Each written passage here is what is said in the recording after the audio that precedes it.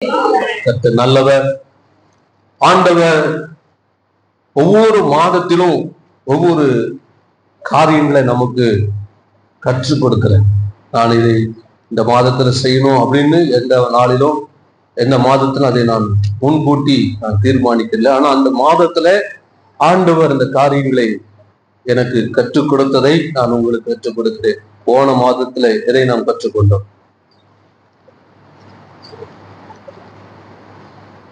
இப்படிலாம் கேட்டா எப்படி? போன மாசத்துல என்ன காரியங்களை கற்றுக்கொண்டேன்? கிறிஸ்துவுக்குள் நாம் யாரா எப்படி இருக்க வேண்டும்? கிறிஸ்துவில்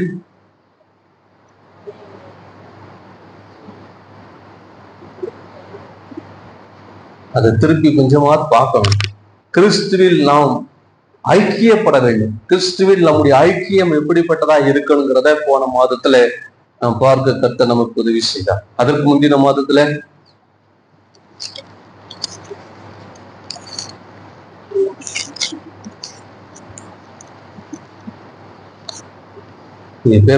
புக்க பறக்குனா ஞாபகம் வராது, மனசுல இருந்தாதான்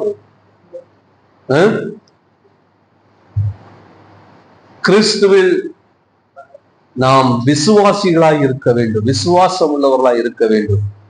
இப்ப ஞாபகம் இருக்கா? அந்த காரியங்களை நாம தியானித்தத ஞாபகம் இருக்கா இல்லையா? இப்ப எத்தனை பேருக்கு ஞாபகம் வருது?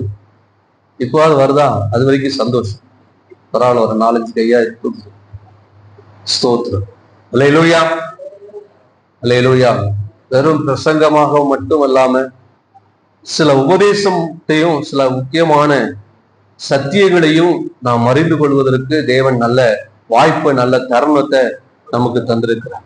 வெறும் பிரசங்கமா இருக்கிறது, பிரசங்கம் நம்மளை பலப்படுத்தக்கூடியதாக, உயிர்ப்பிக்கக்கூடியதா இருந்தாலும் உபதேசங்கள், சத்தியங்கள் நம்மளை உள்ள இருந்து நம்மளை கட்டி எழுப்பக்கூடியதா இருக்கு. எங்கெல்லாம் பெரிய எழுப்புதல் உண்டாயிருக்கிறது அப்படின்னு பார்க்கும்போது, எங்கெல்லாம் அதிகமா தேவனுடைய சத்தியங்கள் போதிக்கப்பட்டதோ, எங்கெல்லாம் உபதேசங்கள் அதிகம் உபதேசிக்கப்பட்டதோ, அங்கெல்லாம் ஜனங்கள் எழும்பி இருக்கிறாங்க. ஜனங்கள் எழும்பி கர்த்தருக்காக செயல்பட்டு இருக்கிறாங்க. நீங்களும் விதமாய் செயல்படுவீர்கள் என்று விசுவாசிக்கிறேன். ஆகவேதான் கர்த்தர் நமக்கு விடுபட்ட காரியங்களை நமக்கு கற்றுத் தருகிறார்.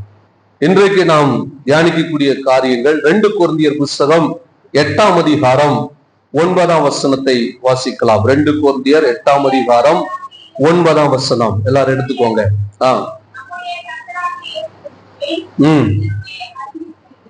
நம்முடைய கர்த்தராகிய இயேசு கிறிஸ்துவின் கிருபையை அறிந்திருக்கிறீர்களே, அவர் ஐஸ்வர்யம் உள்ளவராய் இருந்தும் நீங்கள் அவருடைய தரித்திரத்தினாலே ஐஸ்வர்யவான்களாகும்படிக்கு உங்கள் நிமித்தம் தரித்திரரானாரே. இன்றைக்கு நாம் பார்க்கக்கூடிய காரியம், கிறிஸ்துவில் நாம் ஐஸ்வர்யவான்களாய் இருக்கிறோமா? வேதம் சொல்லுகிறது, கிறிஸ்துவில் நாம் எல்லாம் எப்படி இருக்கிறோமா? சத்தமே வரமாட்டேங்குது. கிறிஸ்துவில் நாம் எல்லாம் எப்படி இருக்கிறோம்? ஐஸ்வர்யவான்களாய் இருக்கிறோமா? நான் ஐஸ்வர்யவானா மாதிரியா இருக்கிறேன் அப்படின்னு உங்களுக்கு என்று ஒரு எண்ணம் வரும். வருதா, வரலையா? ஐஸ்வர்யம்னா என்ன? பணம், ஆஸ்தி, சொத்து, நகை, இந்த மாதிரி காரியங்கள் தான் நம்ம ஐஸ்வர்யமா நம்ம பார்க்கிறோம்.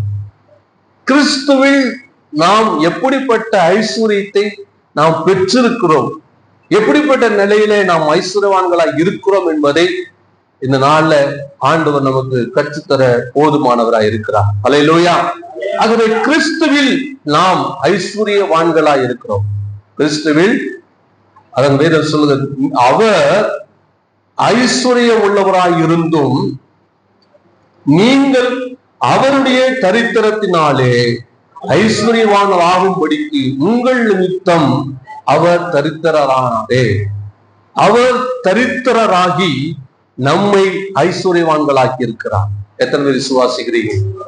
அவர் தரித்திரராகி, தரித்திரர் என்று சொல்லும் பொழுது சிலுவையிலே இயேசு அவர் தேவகுமாரனாய் இருந்தும் தேவனாய் இருந்தும் அவர் தரித்திரரானார், ஏழ்மை நிலை அடைந்தார்.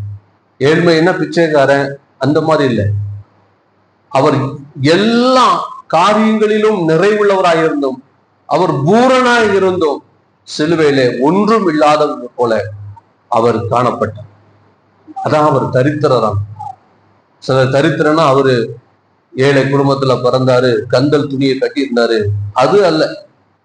அவருடைய ஐஸ்வர்யம், அவர் ஐஸ்வர்ய சம்பரணராம், ஐஸ்வர்யம் உள்ளவராய் இருந்தும். அப்ப அவர் ஐஸ்வர்யம் உள்ளவர், ஐஸ்வர்ய சம்பனர்.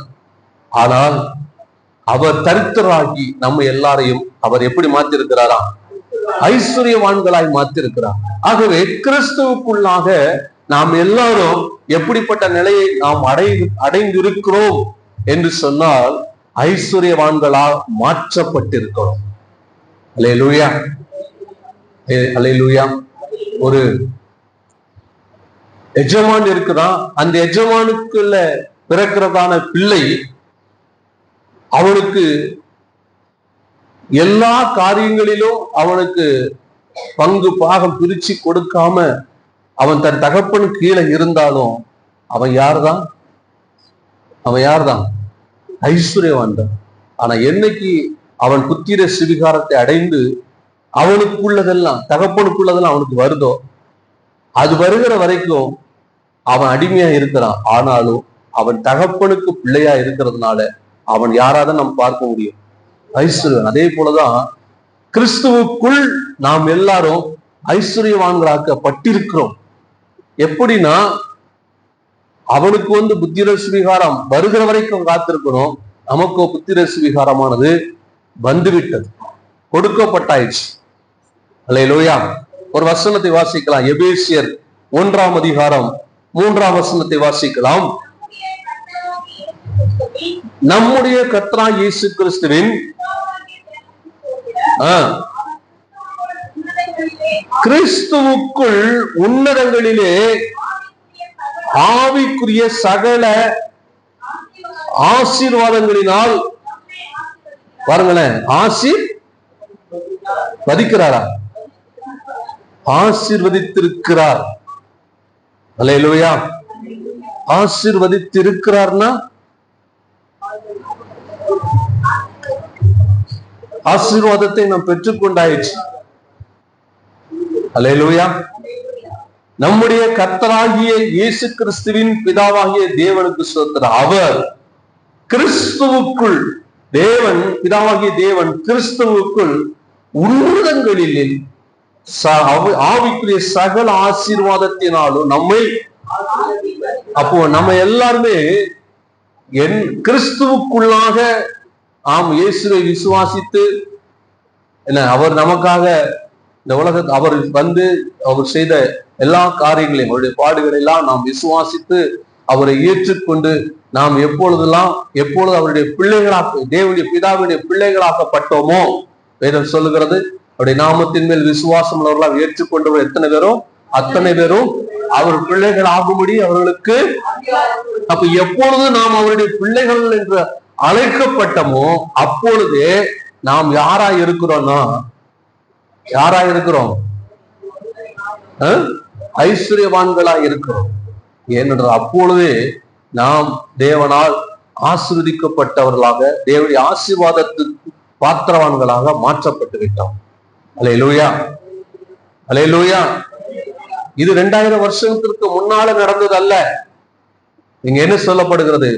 உன்னதங்களில், கிறிஸ்துவுக்குள் உன்னதங்களிலே. அப்படின்னா உலக தோற்றத்துக்கு முன்பாகவே இயேசு எப்போ அடிக்கப்பட்டாராம்? எப்ப அடிக்கப்பட்டார்? உலக தோற்றத்திற்கு முன்பாக அடிக்கப்பட்டார். உன்னதங்களில் என்று சொன்னா தேவனுடைய அனாதி திட்டத்திலே, அதுக்கு அந்த திட்டம் எப்போ உருவாச்சுன்னு தெரியாது. உலகம் உருவாருக்கு முன்னே உருவாச்சு. இயேசு இந்த பூமிக்கு வர வேண்டும், இயேசு இந்த பூமியிலே மனிதகுலத்திற்காக பாடுபட வேண்டும் என்ற திட்டம் உலக தோற்றத்திற்கு முன்பாக விட்டாச்சு. கிறிஸ்து நமக்காக என்ன செய்தார்? உலக தோற்றத்துக்கு முன்பாக அடிக்கப்பட்டார். அப்பொழுதே பிதா உன்னதங்களிலே என்ன செய்திருக்கிறாரா? நம்மை யார் யாரெல்லாம் கிறிஸ்துவுக்குள்ளாக மறுபிறப்பு அடைந்து அவருடைய பிள்ளைகளாக்கப்படுகிறார்களோ அவர்கள் எல்லாம் அவர் ஆசீர்வதித்து இருக்கிறாராம். எத்தனை பேர் சுவாசிக்கிறீங்க? அல்லேலூயா.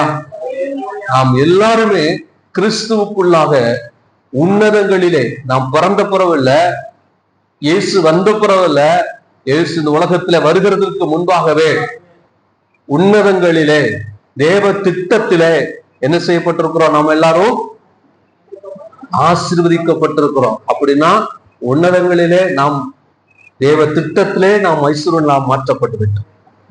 அல்லேலூயா, அல்லேலூயா. ஆக இந்த தேவனுடைய ஐஸ்வர்யத்தை இந்த ஆசீர்வாதத்தை நாம எப்படி நம்முடைய வாழ்க்கையில அனுபவிக்கணும், அதுதான் இன்னைக்கு நமக்கு தெரியல. அல்லேலூயா, அல்லேலூயா. ஒரு அமெரிக்காவை சேர்ந்த ஒரு பெண்மணி,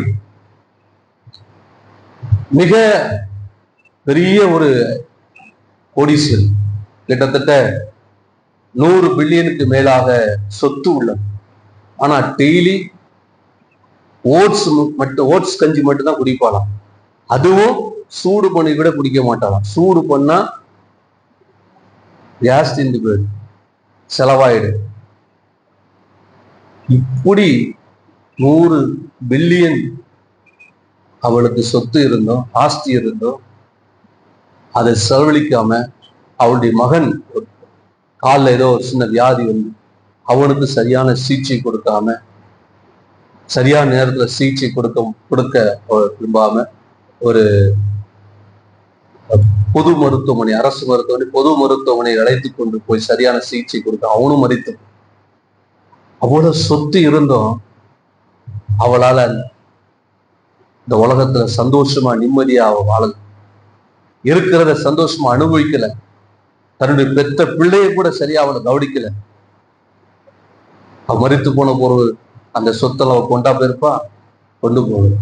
அதே போலதான் இன்னைக்கு தேவனுடைய ஐஸ்வர்யம் இன்னதென்று நாம் அறியாததுனால, தேவனுடைய ஐஸ்வர்யத்தை அறியாததுனால் இன்னைக்கு அந்த ஐஸ்வர்யத்தை நாம் பெற்றுக்கொள்ளாமல் அனுபவிக்காமல் இன்னைக்கு அவருடைய பிள்ளை என்று அழைக்கப்பட்டுக் கொண்டிருக்கிறோம்.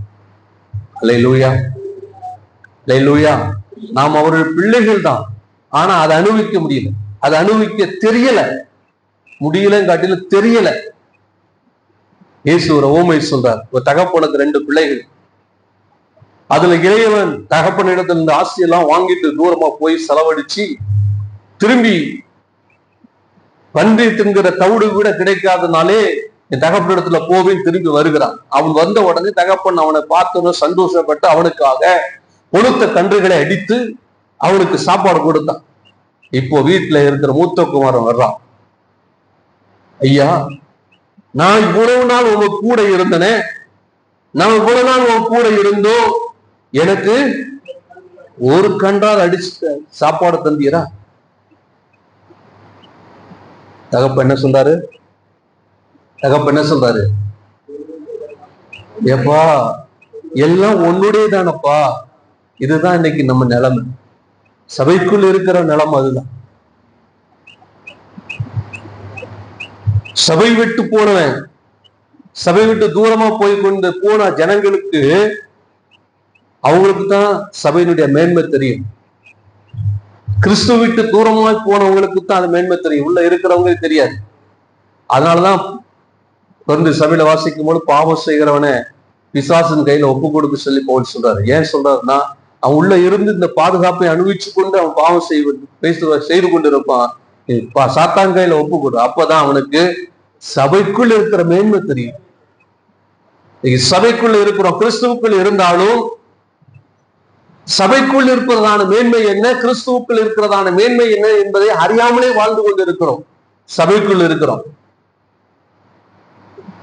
அது அனுபவிக்காமலே இருக்கிறோம், தெரியல. அல்லேலூயா. கிறிஸ்துவின் மேன்மை, கிறிஸ்துவின் ஆசீர்வாதங்கள் எல்லாம் இன்னைக்கு நமக்கு சரியான அந்த அறிவு இல்லாதனால நாம் சபைக்குள்ள எப்படிப்பட்ட நிலையில இருக்கிறோம் அப்படின்னு சொன்னா, நாம் சபைக்குள்ள அந்த இளைய மூத்த குமாரனை மாதிரி இருந்துட்டு எனக்கு ஒன்னும் தர மாட்டேங்கிறீர, என்னை ஆசீர்வதிக்க மாட்டேங்கிறீர, என்னை உயர்த்த மாட்டேங்கிறீர, என்னை இப்படியே சொல்லி சொல்லி நம்முடைய வாழ்க்கையில ஐஸ்வர்யம் உள்ளவரா இருந்தாலும் எப்படி இருக்கிறோம்? தரித்திரரா இருக்கிறோம். அல்லேலூயா, அல்லேலூயா, அல்லேலூயா. எபேசியர் 1ஆம் அதிகாரம் 17ஆம் வசனத்தை வாசிக்கலாம்.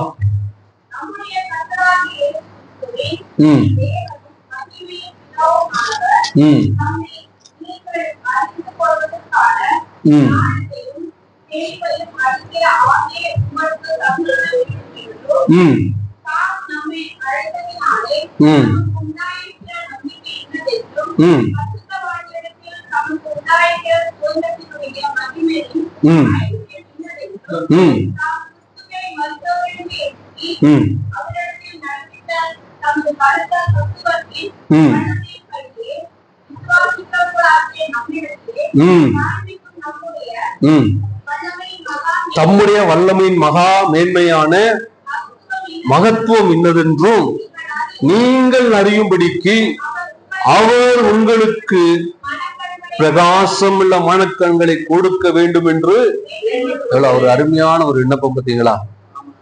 பவுல் அழகா ஒரு விண்ணப்பம் ஏறெடுக்கிறார். ஐயா, நம்முடைய கர்த்தராகிய இயேசு கிறிஸ்துவின் மேல் மகிமையின் பிதாவானவர் தம்மை நீங்கள் அறிந்து கொள்வதற்கான ஞானத்தை தெளிவையும் அளிக்கிற ஆவி உங்களுக்கு, அவரை குறித்து சரியான அறிவு உங்களுக்கு வேணுங்கிறது, அந்த ஆவியை உங்களுக்கு தரணும். நான் உங்களுக்காக ஜெபம் பண்றேங்கிறாங்க. அதுதான் உண்மையான ஒரு நல்ல ஒரு தகப்பன். வரியா, வா, உனக்கு என்ன வேணும்?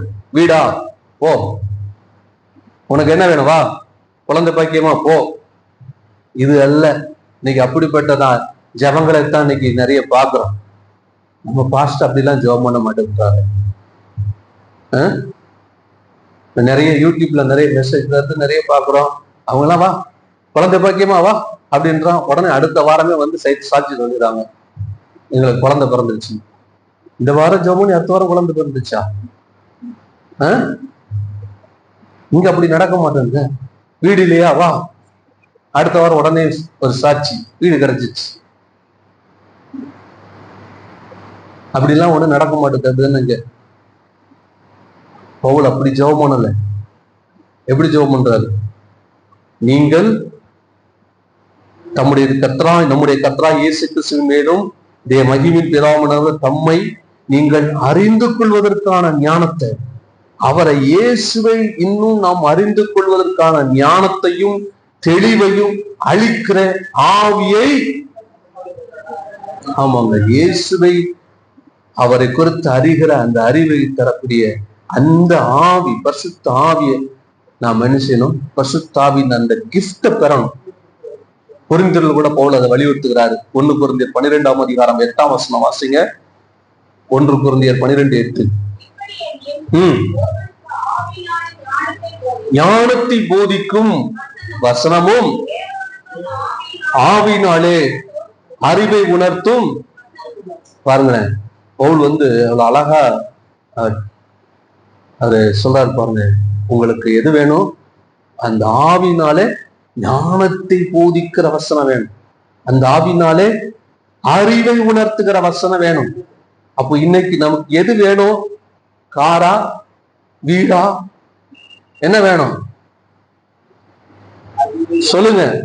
பவுல் சொல்றார், நீங்கள் தம்மை நீங்கள் அறிந்து கொள்வதற்கான ஞானத்தையும் தெளிவையும் அளிக்கிற ஆவியை உங்களுக்கு தரும். எதை கேட்கணும் ஆண்டவர்கிட்ட? எந்த ஞானம்? அவரை அறிகிற, இன்னைக்கு அவரை குறித்த.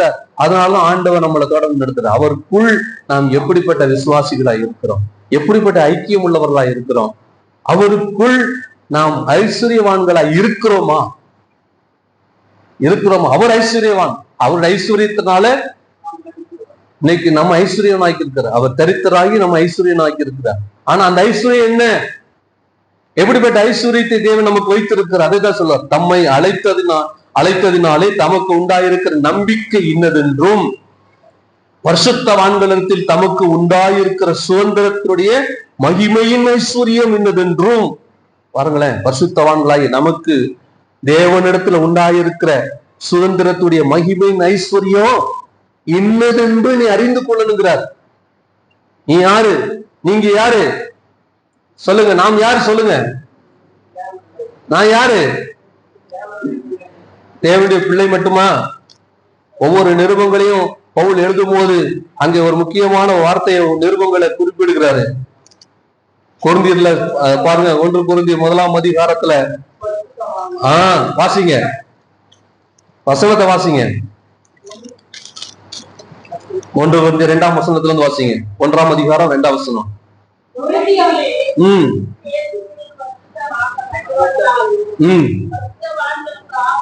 பரிசுத்தவான்கள் ஆகும்படி தேவனுடைய சபை நல்லது. பரிசுத்தவான்கள், பரிசுத்தவான்கள் ஆக்கப்பட்டவர்கள், பரிசுத்தவான்கள் ஆகும்படி அழைக்கப்பட்டவர்கள்.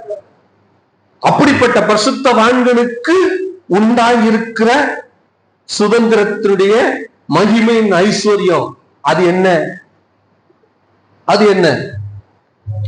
அது அறியணும். அப்ப நீங்களும் நானும் யாரு? நீங்க யாரு?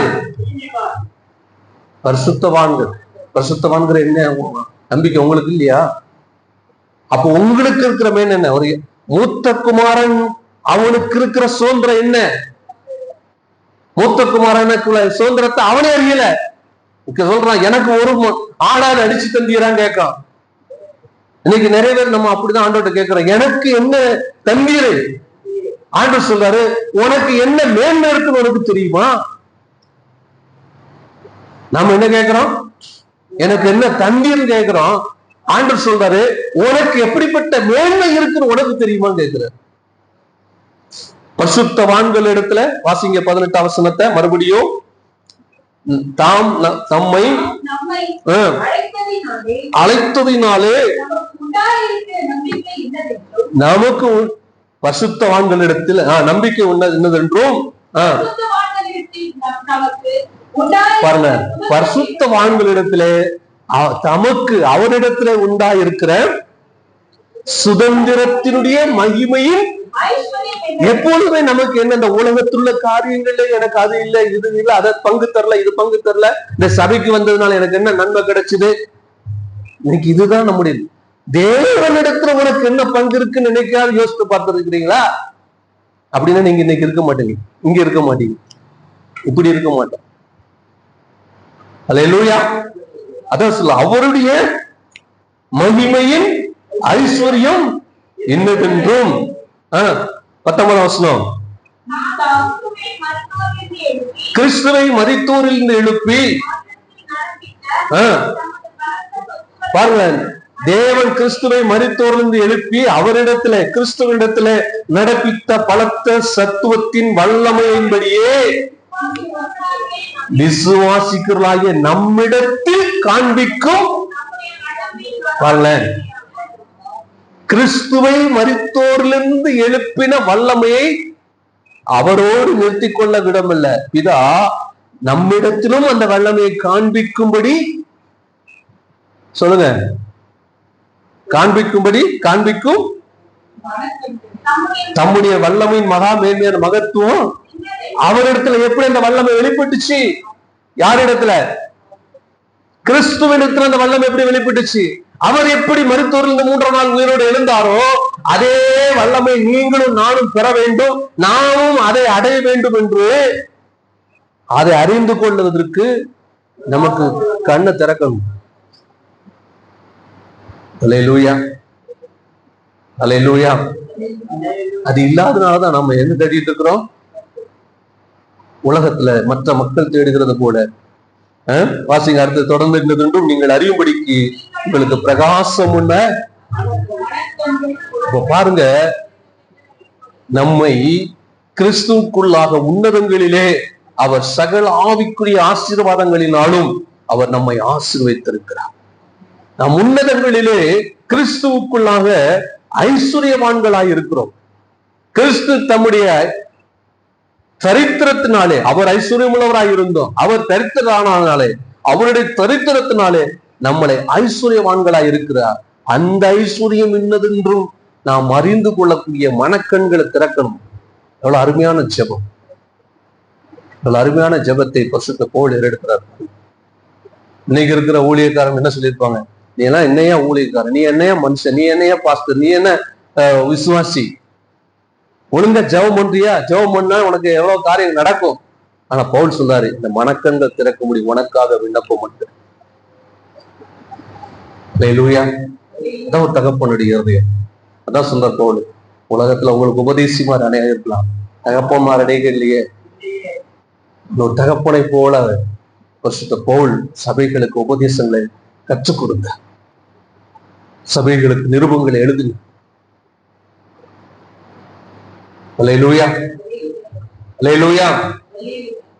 தகப்புடைய அரவணைப்பும் தேவை, தாயுடைய அன்பும் அரவணைப்பும் தேவை. தாய் நடத்துகிற விதம் வேற, தகப்பன் நடத்துகிற விதம். தகப்பனும் தாயும் ரெண்டு பேரும் வெவ்வேறு காரியங்களை நம்ம, தாய் எல்லாம் சின்ன ஒரு காரியம் நடந்தாலும் ஓடி போய் நம்மளை காப்பாற்றுவான். தகப்பன் அப்படி கிடையாது, நம்மளை ட்ரெயின பண்ணும். ஓடிக்கு உடனே காப்பாற்ற மாட்டேன் தகப்பன், வேடிக்கை பார்க்குற மாதிரி தெரியும், வேடிக்கை பார்க்க மாட்டேன். தகப்பனுடைய கண்ணோட்டம் என்ன? குழந்தைய பக்குவப்படுத்தும், உருவாக்கணும். ரெண்டுமே தேவை.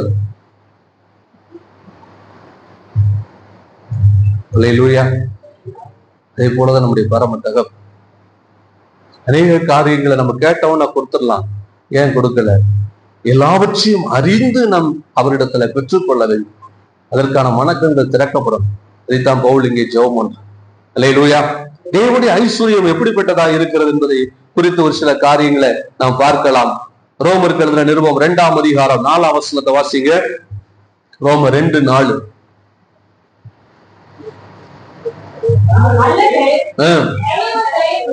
தேவ தயவு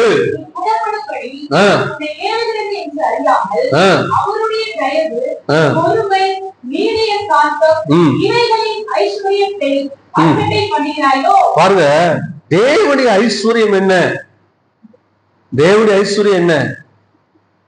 என்னதான்?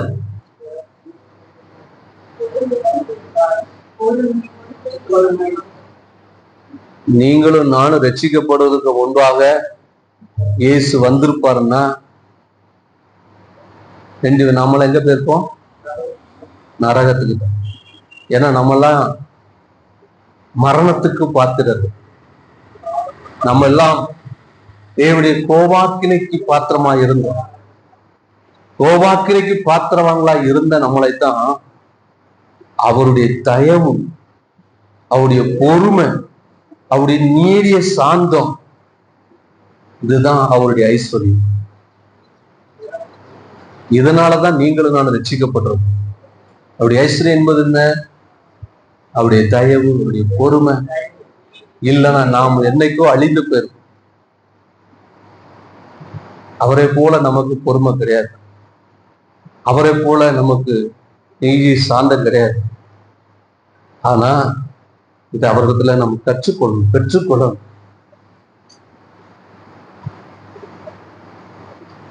இந்த ஐஸ்வர்யத்தை பெற்றுக்கொள்ளணும். அந்த ஐஸ்வர்யத்தினாலதான் அவர் ஐஸ்வர்ய சம்பரனாரா இருக்கிறார்.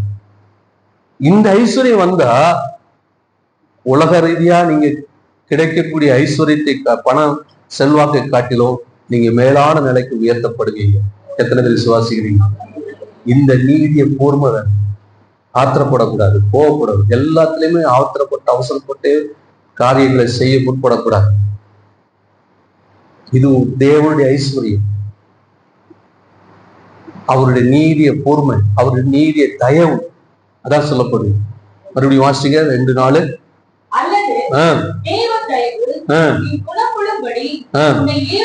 பாருங்க, அந்த தயவு, அந்த ஐஸ்வர்யத்தை தேவன் நமக்கு காண்பித்ததுனால்தான் நாம் குணப்பட்டிருக்கிறோம். நாம் குணப்படும்படி தேவன் நம்ம தயவா இருந்ததுனாலதான் இன்னைக்கு ரட்சிக்கப்பட்டிருக்கிறோம். நம்முடைய பாவங்கள் மன்னிக்கப்பட்டிருக்கிறது, நாம் பரிசுத்தமாக்கப்பட்டிருக்கிறோம், அவருடைய பிள்ளைகளாய் மாற்றப்பட்டிருக்கிறோம்.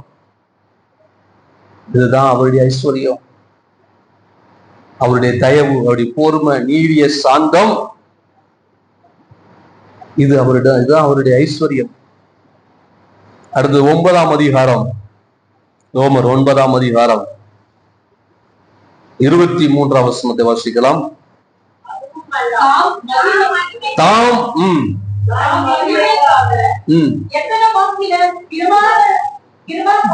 கிருபா பாத்திரங்கள் மேல்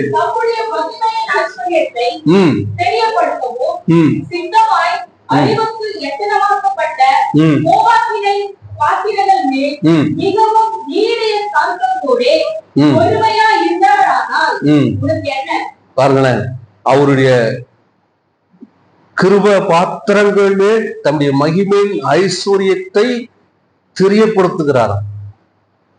மகிமையின் அப்ப யார் அவருடைய கிருபை பெற்றவர்களா இருக்கிறாங்களோ அவர்கள் மேல் தேவன் தம்முடைய ஐஸ்வர்யத்தை தெரியப்படுத்துகிறார். அவருடைய கிருபை காத்திருக்கிறவர்கள். இன்னைக்கு காலையில ஒரு வசனம் வாசிச்சான எனக்கு இருப்பிடம், அது தீமோத்தேயுக்கு பவுல் சொல்லுகிற ஒரு காரியம். நீ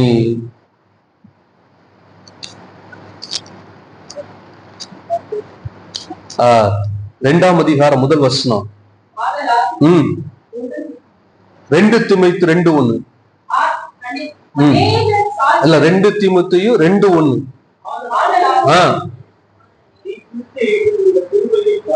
எதுல பலப்படு? ஏன்னா அந்த கிருபை பாத்திரங்கள் மேல்தான் தம்முடைய மகிமையின் ஐஸ்வர்யத்தை தேவன் என்ன செய்கிறார்? தெரியப்படுத்த. கிருபையின் அந்த கிருபா பாத்திரங்கள். அதனாலதான் பவுல் சொல்லுகிறார் தீமோத்தேயுக்கு, நீ அது கிருபையில பலப்படும், கிருபையில பலப்படும். கிருபையில தேவனுடைய கிருபையில நிலை நிற்கிற, கிருபைக்கு காத்திருக்கிற கிருபா பாத்திரங்கள். அல்லேலூயா.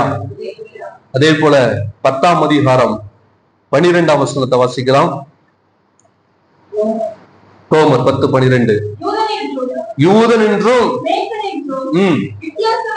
இல்லை, எல்லோருக்கும் கர்த்தரானவர் தொழுது கொள்ளுகிற யாவருக்கும்.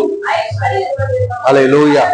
அவர் யாவருக்கும், அவர் யாரெல்லாம் யூதனோ கிரேக்கனோ இந்தியாவனோ இந்தியாவில் அல்லாத எந்த ஜனமோ அமெரிக்காவோ எந்த கண்டத்தை சேர்ந்தவனோ எந்த நாட்டை சேர்ந்தவனோ எந்த மதத்தை சேர்ந்தவனோ எந்த இனத்தை சேர்ந்தவனோ எந்த மொழியை சேர்ந்தவனோ எவரெல்லாம் அவரை தொழுது கொள்கிறார்களோ அவர்களுக்கு அவர் ஐஸ்வர்ய சம்பரனா இருக்கிறார். அப்போ தொழுது கொள்ளுகிற நமக்கு மாத்திரம் அவர் தூரமா இருப்பாரா? தூரமா இருப்பாரா? அப்ப உங்களுக்கு எனக்கு அவர் யாரா இருக்கிறார்? சத்தம் வர மாட்டீங்க, சொல்லுங்க, சத்தமா சொல்லுங்க. உங்களுக்கு எனக்கு அவர் யாரு? ஐஸ்வர்ய சம்பரனர். அல்லேலூயா. நம்மை தொழுது கொள்ளுகிற யாவருக்கும் அவர் ஐஸ்வர்ய சம்பரனரா இருக்கிறார். 11ஆம் அதிகாரம் 33ஆம் வசனம். ரோமர் 11:33.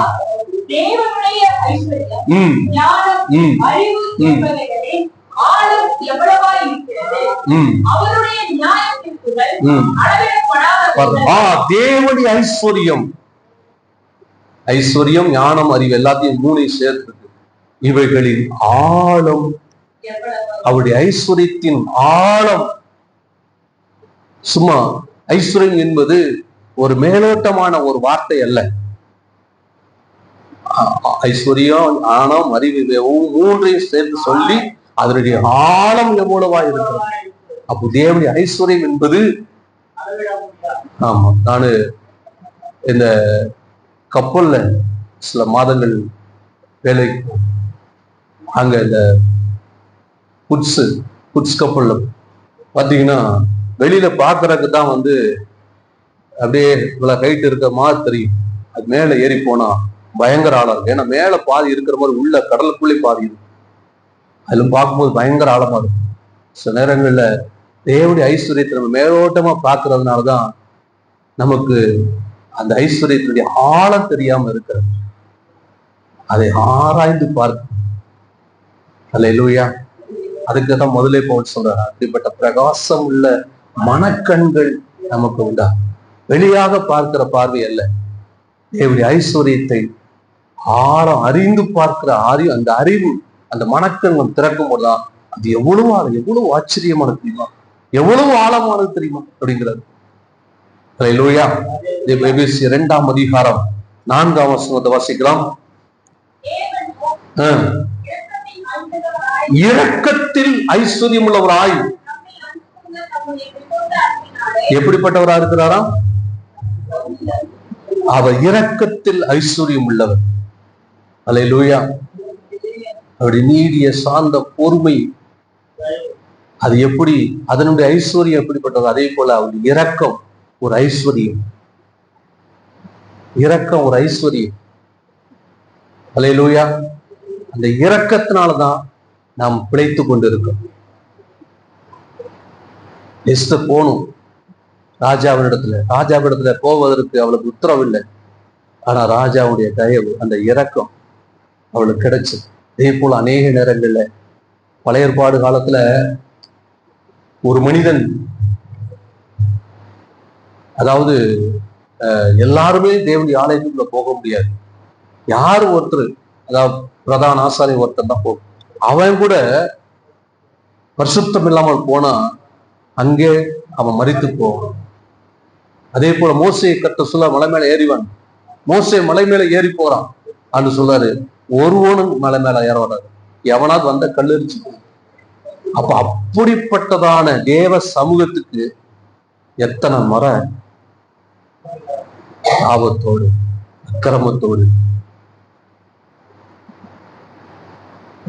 கேடான எண்ணங்கள் சிந்தைகளோடு உள்ள வந்திருக்கிறோம். அப்படின்னா இன்னைக்கு நம்ம எல்லாம் உயிரோடு இருக்க முடியுமா? நேரங்களை மற்றவங்களே நாம பார்க்கிறோம். அதனால ஆண்டு சொல்றாரு, அடுத்தவங்க கண்ணுல இருக்கிற உத்தரத்தை பாக்குறது என்ன, திரும்ப பாக்குறது என்ன, உன் கண்ணுல இருக்க உத்தரத்தை பாரு. நமக்குள்ள எத்தனையோ குறைகள் இருந்தோம், இன்னைக்கும் தேவன் நம்மளை வைத்திருக்க காரணம் அப்படி இரக்கத்தின் ஐஸ்வர்யம். அல்லேலூயா. அப்படி இரக்கத்தை ஒவ்வொரு முறையும் தேவன் நமக்கு இந்த இரக்கம் நமக்கு கிடைச்சிட்டே இருக்கு. அது குறைந்து போகல, அது நின்று போகல.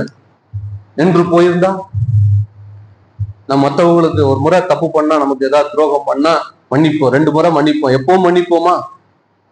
ஆனா நாம எப்போ பாவம் பண்ணாலும் கர்த்தர் மன்னிச்சுட்டு இருக்கிறாரு, நம்மளை தண்டிக்கலையே, இன்னும் நம்மளை விட்டு வச்சிருக்கிறாரே. அதான் அவருடைய இரக்கத்தின் ஐஸ்வர்யம். அதனால இன்னும் உங்க மேல அவர் இரக்கமா இருக்கிறார். அதுதான் அவருடைய ஐஸ்வர்யம், இரக்கத்தின் ஐஸ்வர்யம். அல்லேலூயா. அடுத்து 6ஆம் வசனத்தை வாசிங்க, அதே அதிகாரத்துல. தயவினாலே கிருபையின் மகா மேன்மையான ஐஸ்வர்யத்தை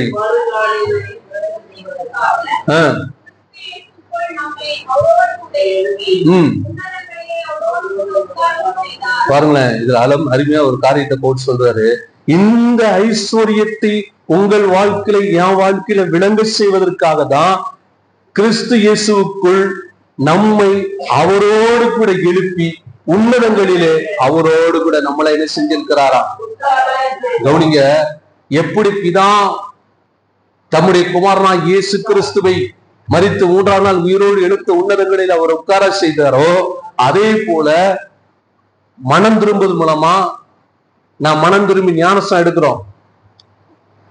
நம் ஞானஸ்தானத்துல 2 காரியங்களை நம்ம விசுவாசிக்கிறோம். ஒன்று, தண்ணீரில் மூழ்கப்படும் போது பாவத்துக்கு நாம் மரிக்கிறோம், எழும்போது நீதிக்கு பிழைக்கிறோம். கிறிஸ்துவோடு கூட நாம் எழுந்திருக்கிறதாக விசுவாசிக்கிறோம். அப்படி எதற்காக நம்மளை பாவத்துல மரித்து போன நம்மளை ஏன் திரும்பவும் தேவன் எழுப்பி இருக்கிறார் என்று சொன்னால், அந்த கிருபையின் மகா மேன்மையான ஐஸ்வர்யத்தை வரும் காலங்களிலே நம்முடைய வாழ்க்கையில விளங்க செய்வதற்காக. எத்தனை பேர் விசுவாசிக்கிறீங்க? அல்லேலூயா. அப்படி கிருபையின் ஐஸ்வர்யத்தை நம்ம வாழ்க்கையில விளங்க செய்யணும் என்பதற்காகத்தான் ஆண்டவர் நம்மை என்ன செய்திருக்கிறாரா? கிறிஸ்துவை மரித்தோரிலிருந்து எழுப்பின தேவன் நம்மையும் அவரோடு எழுப்பி நம்மை அவரோடு கூட என்ன செஞ்சிருக்கிறார்? உட்கார செய்திருக்கிறார். அல்லேலூயா, அல்லேலூயா. இதற்காகத்தான் அவர் நம்மை தெரிந்து கொண்டாராம். எபேசியர் 1ஆம் அதிகாரம் 4ஆம் வசனம். வாசிங்க.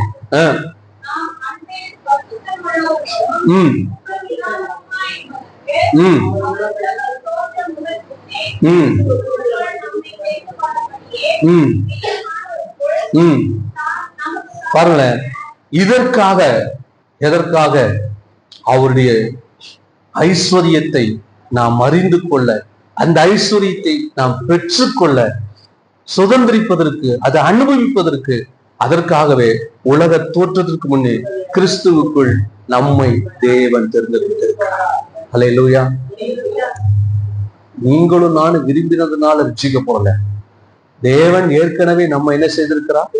தெரிந்து கொண்டு, உலக தோற்றத்துக்கு முன்பே உங்களை அவர் தெரிந்து கொண்டிருக்கிற நோக்கம், அவர் வைத்திருக்கிற அந்த ஐஸ்வர்யத்தை நம்முடைய வாழ்க்கையில விளங்க செய்ய வேண்டும் என்பதற்காக. அடுத்தது அதே அதிகாரத்துல 6ஆம் வசனத்தை வாசிங்க.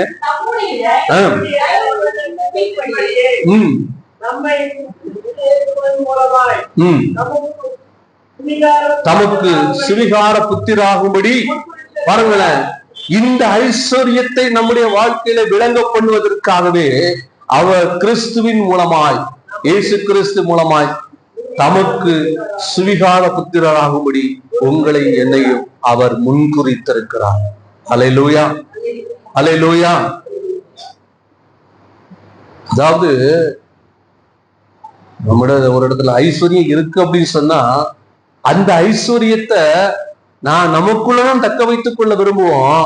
ஆனா ஆண்டவர் பாருங்க, அந்த ஐஸ்வர்யத்தை நம்முடைய வாழ்க்கையில, நம்முடைய சந்ததிக்கு அவர் விளங்க செய்வதற்காக அவர் நம்மளை தெரிந்து கொண்டா, நம்மளை கிறிஸ்து இயேசுவுக்குள்ள என்ன செய்தார்?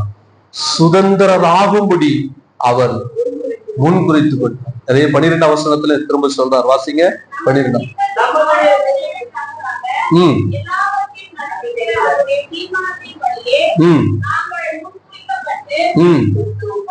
கிறிஸ்துவுக்குள் அவருடைய சுதந்திரராகும்படி. பாருங்களேன், கிறிஸ்துவுக்குள் உள்ளவர்களை தெரிந்து கொள்கிறது மட்டுமல்ல, சுதந்திரராகும்படி முன் குறித்தார். சுதந்திரராகும்படி தெரிந்து கொள்ளுது. நம்மளை சுதந்திரராக்குறார். எதுக்கு சுதந்திரராகணும்? இதுவரைக்கும் நம்ம அப்படிலாம் யோசிக்கிறது கூட கிடையாது. ஏன் ஆண்டவர் சுதந்திரராக்கு? நாம் சுதந்திரவாதி. புத்திர சுவீகாரத்தை தந்திருக்கிறாரா? ஏன் புத்திர சுவீகாரம் நமக்கு கொடுக்கப்பட்டிருக்கிறது? ஏன் என்னை சுதந்திரராக்கி இருக்கிறார் அப்படின்னா, சுதந்திரவாதி தான் என்ன செய்ய முடியும்? தகப்பனுடைய ஐஸ்வர்யத்தை அவன் சுதந்திரிக்க முடியும். ஆகவே தான் தேவனுடைய ஐஸ்வர்யத்தை நாம் சுதந்திரிக்கும்படிக்கு தேவன் நம்மை யாராக தெரிந்து கொண்டிருக்கிறார், யாராக முன் குறித்திருக்கிறார் என்றால், புத்திர சுவீரராக சுதந்திரராகும்படி தேவன் நம்ம என்ன செய்திருக்கிறார்? அவர் முன் குறித்திருக்கிறார். அல்லேலூயா. அடுத்து 7ஆம் வசனத்தை வாசிங்க.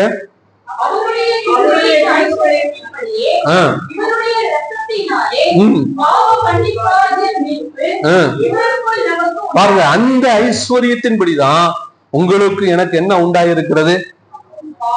அதனாலதான் உங்களை தெரிந்து கொண்டா, அதனாலதான் உங்களை புத்திர சுவீகாரரா மாத்தி இருக்கிறார், சுவீகாரத்தை கொடுத்திருக்கிறார். அதனாலதான் உங்களுக்கு எனக்கும் எதை கத்த தந்திருக்கிறார்னா, பாவ மன்னிப்பாகிய மீட்பை தந்திருக்கிறார்.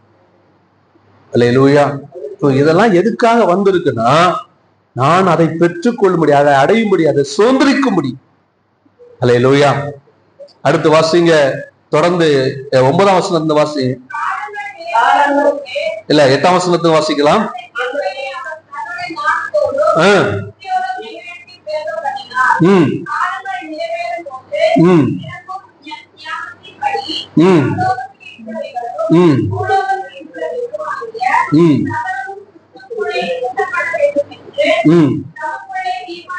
பாருங்களேன், வாசிங்க.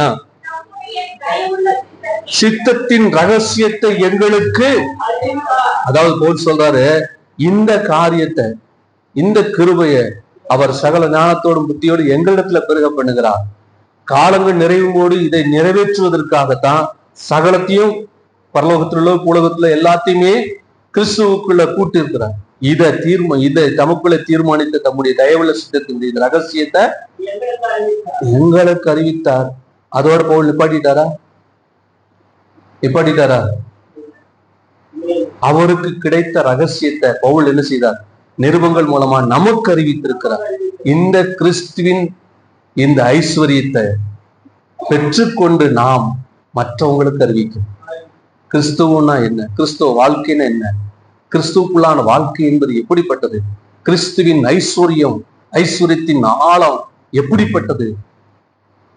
எதற்காக உங்களை ஆண்டவர் தெரிந்து கொண்டார்? இன்னைக்கு அதை அறியாதனால்தான் கிறிஸ்துவை பத்தி, கிறிஸ்துவத்தை பத்தி, தேவனை பத்தி பலவிதமான தவறான காரியங்கள் உலகிலே உண்டாகி கொண்டிருக்கிறது. இதை தெளிவுபடுத்த வேண்டியதுதான் நம்முடைய கடமை, நம்முடைய வேலை. அல்லேலூயா. அதற்கு முதலாவது நாம அவரை அறிந்து கொள்ளணும். நாம் அதை அறிந்து கொள்ளணும். இதை அறிந்து கொள்வதற்காக தான் பரிசுத்த பவுல் சொல்லுகிறார், பிரகாசமுள்ள மனக்கண்களை கொடுக்க முடியும் உங்களுக்காக என்ன செய்கிறேன், விண்ணப்பம் பண்ணுகிறேன்றாரு. அந்த அறிவு நமக்குள்ள வரும்பொழுது அதை அறிந்த நாம இதை என்ன செய்யணும், இதை அறிவிக்கணும். யார் இந்த ஐஸ்வர்யத்தை இன்னும் அறியாமல் இருக்கிறாங்களோ, அடையாமல் இருக்கிறாங்களோ, அவர்களுக்கு அறிவிக்க வேண்டியது நம்முடைய கடமையா இருக்கு. ஒரே ஒரு காரியத்தை சொல்லி முடிக்க வருவேன். 13ஆம் வசனத்தை வாசிங்க. ஆகவே நீங்களும் இந்த ரட்சிப்பின் சுவிசேஷமாகிய சத்திய வசனத்தை கேட்டு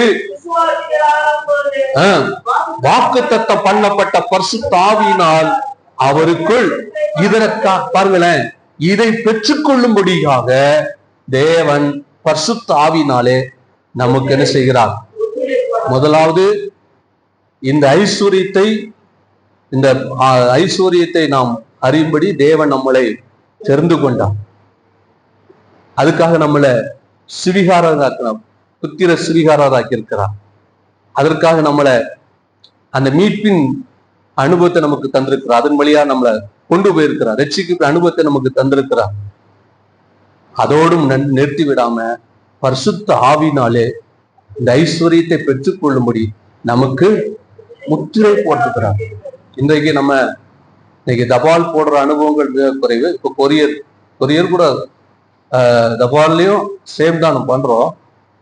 அதுல ஒரு இடத்துக்கு நம்ம ஒரு தபால் அனுப்புறோம் அப்படின்னு சொன்னா அந்த அதுல ஃப்ரம் டு ரெண்டுமே நம்ம போடுவோம். ஃப்ரம் ஃபர்ஸ்ட் மெயினா நம்ம டு எங்க போதோ அதை நம்ம என்ன செய்யறோம், எழுதிட்டு எங்க இருந்து வந்ததுன்னு சொல்வதற்கு என்ன செய்யறோம், ஃப்ரம் அனுப்புனர் முகவரியே நம்ம போடுறோம். ஆனா அந்த நாட்கள்ல ஒருத்தர் கடிதத்தை, ஒரு தபால, ஏதாவது ஒரு பார்சல, ஒரு காரியத்தை அனுப்பி வைக்கிறாங்க. ஒரு இடத்துல இருந்து இன்னொரு இடத்துக்கு போகுதுன்னா அந்த எந்த இடத்துக்கு போகிறதோ அதனுடைய தகவல் அதுல சொல்லப்படும்.